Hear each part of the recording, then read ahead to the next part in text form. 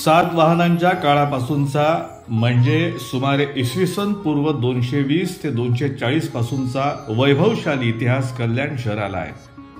पहिल्या बाजीराव पेशव्यांची पत्नी काशीबाई साहेब या इथल्याच, त्या अर्थानं बाजीराव पेशवे हे कल्याणचे जावई. छत्रपती शिवाजी महाराजांनी हिंदवी स्वराज्याचं पहिलं आरमार कल्याण येथे स्थापन केलं. देवी दुर्गेची स्थापना केलेला दुर्गाडी किल्ला, ऐतिहासिक सुभेदारवाडा, शेणाळे तलाव जो काळा तलाव म्हणूनही ओळखला जातो, ऐतिहासिक नेतिवलीची टेकडी ही सुद्धा कल्याणची ओळख. आद्य क्रांतिकारक वासुदेव बळवंत फडके यांचं आजोळ कल्याणचं. लहानपणी ते कल्याणला आजोळी येत असत. भारतातील पहिल्या महिला डॉक्टर आनंदीबाई जोशी या इथल्याच. या मंडळींप्रमाणेच इतरही अनेक कल्याणकरांनी शहराच्या विकासासाठी आपलं महत्त्वपूर्ण योगदान दिलं. शैक्षणिक, सामाजिक, सांस्कृतिक, राजकीय आणि इतरही अनेक क्षेत्रात या सर्वांनी कल्याण शहराचं नाव भारतातच नव्हे तर आंतरराष्ट्रीय स्तरावरही मोठं केलं. विविध क्षेत्रात कर्तृत्वाचा ठसा उमटवणाऱ्या काही कल्याणकरांचं या दिनदर्शिकेच्या माध्यमातून कृतज्ञतापूर्वक स्मरण करण्याचा हा छोटासा प्रयत्न आम्ही केलाय. अर्थात अनेक महत्त्वाच्या नावांचा समावेश यात होऊ शकला नाही याची आम्हालाही जाणीव आणि खंत आहे. आजच्या कार्यक्रमाच्या निमित्तानं कल्याण शहरासाठी आपलं महत्त्वाचं योगदान देणाऱ्या या सर्व कल्याण रत्नांना शतशः दंडवत. या सर्वांशी आपला ऋणानुबंध असाच कायम जोडून राहावा. या सर्वांपासून भावी पिढीनं प्रेरणा घ्यावी आणि कल्याण शहराचा नावलौकिक वृद्धिंगत करावा अशी अपेक्षा. डॉक्टर आनंदीबाई जोशी. स्त्रियांनी शिक्षण घेणं हे समाजमान्य नसण्याच्या काळात, तसंच समुद्र ओलांडून अन्य देशात जाऊ नये अशी सामाजिक प्रथा असताना डॉक्टर आनंदीबाई जोशी यांनी परदेशात जाऊन वैद्यकीय शिक्षण घेतलं आणि डॉक्टर पदवी मिळवली. त्या काळात हे खरोखरच धाडस होतं. डॉक्टर आनंदीबाई कल्याणचे इनामदार गणपतराव जोशी यांच्या कन्या. गणपतराव जोशी यांनी मुलीमध्ये ज्ञानार्जनाची आवड निर्माण करतानाच त्यासाठी संघर्ष करण्याचं सामर्थ्यही त्यांना दिलं. पुढे आनंदीबाई यांचे पती गोपाळराव यांनीही आपल्या पत्नीनं शिक्षण घेतलंच पाहिजे असा हट्ट धरला आणि पत्नीला पाठिंबा व प्रोत्साहन दिलं. आनंदीबाईंच्या वैद्यकीय शिक्षणाच्या बाबतीत गोपाळरावांनी अमेरिकेत काही पत्रव्यवहार केला, परंतु हे शिक्षण घेण्यासाठी ख्रिस्ती धर्म स्वीकारण्याची अट होती आणि धर्मांतर करणं त्यांना मान्य नव्हतं. मात्र गोपाळरावांच्या चिकाटीमुळे आनंदीबाईंना ख्रिस्ती धर्म न स्वीकारता 1883 मध्ये विमेन्स मेडिकल कॉलेज ऑफ पेनेसिल्व्हियामध्ये प्रवेश मिळाला. अमेरिकेत कार्पेटर कुटुंबाचं त्यांना खूप मोलाचं सहकार्य लाभलं. कष्ट आणि जिद्दीच्या जोरावर आनंदीबाईंनी वैद्यकीय अभ्यासक्रम पूर्ण केला. 11 मार्च 1886 या दिवशी त्यांनी डॉक्टर पदवी मिळवली. आशिया खंडातीलही त्या पहिल्या महिला डॉक्टर ठरल्या. आद्य क्रांतिकारक वासुदेव बळवंत फडके. वासुदेव बळवंत फडके यांचे आजोळ कल्याणचे. लहानपणी ते आजोळी कल्याणला येत असत. तसंच माध्यमिक शिक्षणाच्या निमित्तानं काही काळापुरता कल्याण आणि वासुदेव बळवंत फडके यांचा संबंध जुळून आला.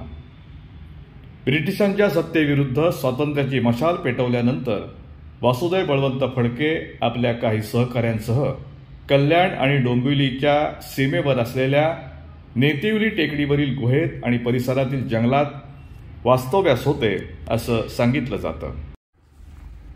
वासुदेव बळवंत फडके आणि कल्याण शहराचा असलेला ऋणानुबंध महापालिकेने जतन करायचं ठरवलं आहे.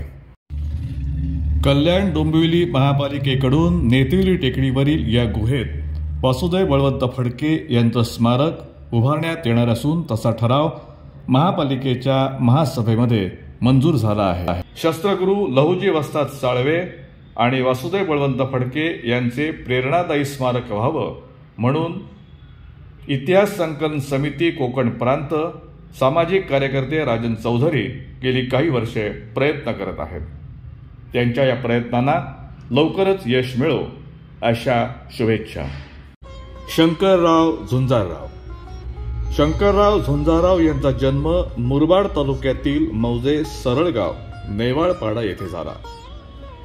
त्यांचे वडील जयराम झुंजारराव हे शेती आणि सावकारी करत होते. पुढे झुंजारराव कुटुंबीय कल्याण इथं राहण्यासाठी आले आणि कल्याणला स्थायिक झाले. शंकरराव झुंजारराव यांना पहिल्यापासूनच सामाजिक कार्याची आवड होती.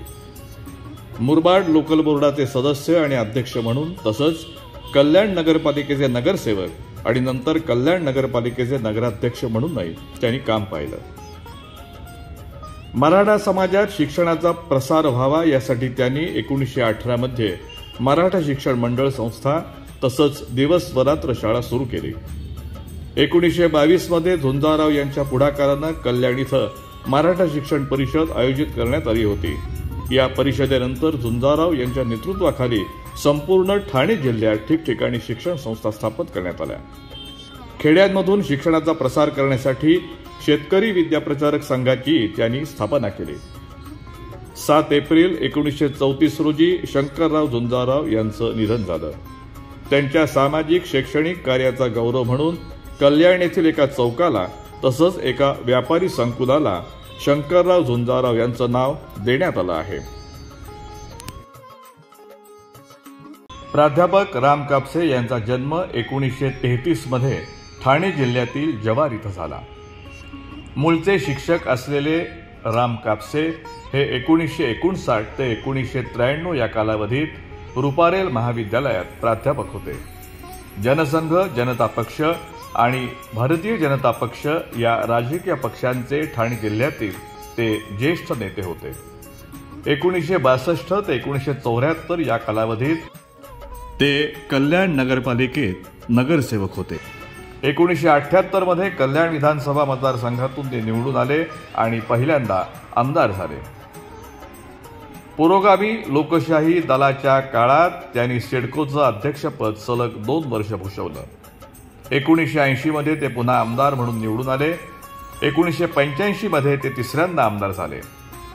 नोव्हेंबर 1989 मध्ये त्यांना ठाणे लोकसभेची उमेदवारी मिळाली आणि काँग्रेसच्या शांताराम घोलप यांचा पराभव करून ते खासदार म्हणून निवडून आले. 1991 मध्ये ते दुसऱ्यांदा खासदार झाले. 1996 मध्ये ठाणे लोकसभेची जागा शिवसेनेच्या वाट्याला गेल्यानंतर ते 1996 ते 2000 या काळात राज्यसभेचे खासदार होते.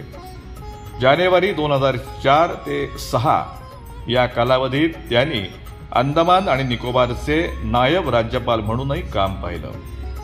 प्राध्यापक राम कापसे यांचं वयाच्या 82व्या वर्षी दीर्घ आजारानं निधन झालं. भगवानराव जोशी राष्ट्रीय स्वयंसेवक संघाचे स्वयंसेवक, प्रचारक, तत्कालीन जनसंघाचे ज्येष्ठ कार्यकर्ते, कल्याणचे माजी नगराध्यक्ष आणि कल्याण जनता सहकारी बँकेचे संस्थापक अध्यक्ष अशी भगवानराव जोशी यांची ओळख समस्त कल्याणकर आणि महाराष्ट्राला आहे. जोशी यांच्या नगराध्यक्षपदाच्या कार्यकाळात कल्याण नगरपालिकेचा शतकोत्तर रौप्य महोत्सव साजरा करण्यात आला होता. कोणताही अहंकार नसलेल्या जोशी यांनी स्वतःचा विचार न करता समाजाचाच विचार आयुष्यभर केला. या संस्कारांचं बाळकडू त्यांना राष्ट्रीय स्वयंसेवक संघाकडूनच मिळालं होतं. राष्ट्रीय स्वयंसेवक संघाचे ज्येष्ठ कार्यकर्ते आणि भारतीय मजदूर संघाचे संस्थापक दत्तोपंत ठेंगडी यांच्या अध्यक्षतेखाली 25 मार्च 2001 रोजी कल्याण इथं जोशी यांचा अमृत महोत्सवी सत्कार सोहळा आयोजित करण्यात आला होता. संघामध्ये संस्कार होतात, पण संस्कार ग्रहण करण्याची कोणाची किती शक्ती आहे हे प्रत्यक्ष व्यवहारात दिसते. राजकीय क्षेत्रात काम करताना संघाचे संस्कार तुम्ही जपून ठेवले आहेत की नाही ही एक प्रकारे अग्निपरीक्षाच असते. मात्र राजकारणात असूनही जोशी यांनी हे संस्कार पूर्णपणे जपून ठेवले आहेत अशा शब्दात ठेगडी यांनी जोशी यांचा गौरव केला होता. दत्तात्रय धोंडीराम कदम तत्कालीन कल्याण नगरपालिकेचे नगरसेवक ते कल्याण नगरपालिकेचे बिनविरोध नगराध्यक्ष असा थक्क करणारा राजकीय प्रवास दत्तात्रय धोंडीराम कदम यांचा आहे. कल्याण नगरी एकेकाळी कायम संघर्ष, आंदोलनं आणि अन्यायाविरुद्ध वाचा फोडणाऱ्या शेतकरी कामगार पक्षाचा बालेकिल्ला होता. या बालेकिल्ल्यात कृष्णराव धुळपांची सत्ता असली तरी त्याचा राजमार्ग तयार करण्यात संपूर्ण कदम परिवाराचा सिंहाचा वाटा होता. दिवंगत धोंडीराम यशवंत कदम, त्यांचे 4 सुपुत्र आणि हजारो कार्यकर्त्यांमुळे शेकाप हा त्याकाळी कल्याणचा अभेद्य गड म्हणून ओळखला जात होता. धोंडीराम कदम यांचे ज्येष्ठ पुत्र दत्तात्रय कदम यांचं योगदान आजही कल्याणकरांच्या स्मरणात आहे. स्वातंत्र्य लढ्यानंतर संपूर्ण महाराष्ट्रानं संयुक्त महाराष्ट्राची चळवळ अनुभवली. या चळवळीत शेकाप अग्रेसर होता. छत्रपती शिवाजी महाराज चौक, नेताजी सुभाषचंद्र बोस मैदान आणि खुलं नाट्यगृह, मराठा ज्ञाती समाज याची स्थापना आणि मराठा मंदिर या सभागृहाची उभारणी दत्तात्रय धोंडीराम कदम यांनी केली.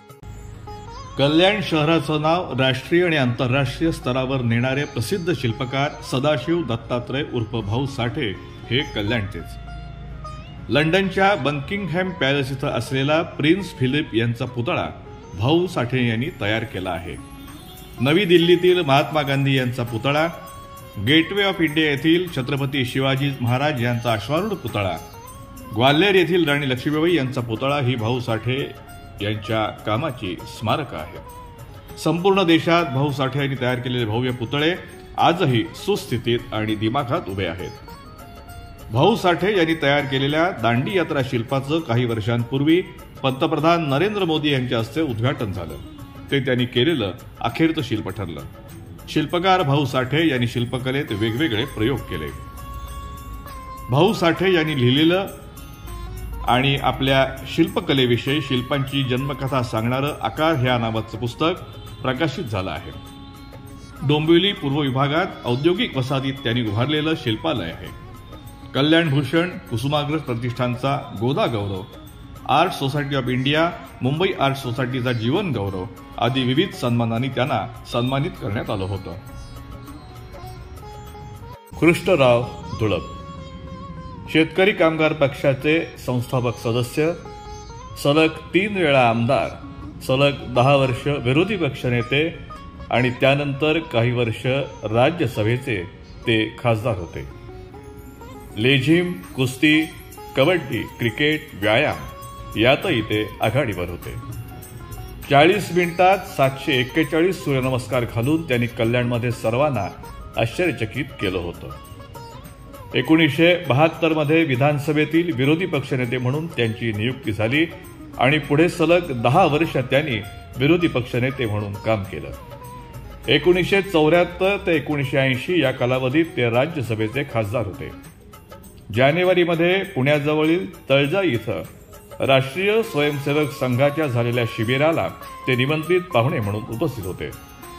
संयुक्त महाराष्ट्राच्या चळवळीत सर्व विरोधी पक्षांनी एकत्र येऊन संयुक्त महाराष्ट्र समितीची स्थापना केली होती. समितीतर्फे मुंबईतून काढण्यात येणाऱ्या जय महाराष्ट्र पत्रिकेचे ते संपादकही होते. निर्धार, संग्राम या नियतकालिकांचे संपादक म्हणूनही त्यांनी काम केलं. साधी राहणी आणि उच्च विचारसरणी धुळप यांनी शेवटपर्यंत जपली. विविध राजकीय विचारसरणी असलेल्या लोकांशी त्यांचे मैत्रीपूर्ण संबंध होते. माधव रामचंद्र काणे सत्ता आणि पैसा लोलुपतेच्या काळात नगरसेवक झाल्यावर आमदार, खासदार, मंत्री असे स्वप्न राजकारणी पाहतात. यातूनच सत्तेची चटक लागते.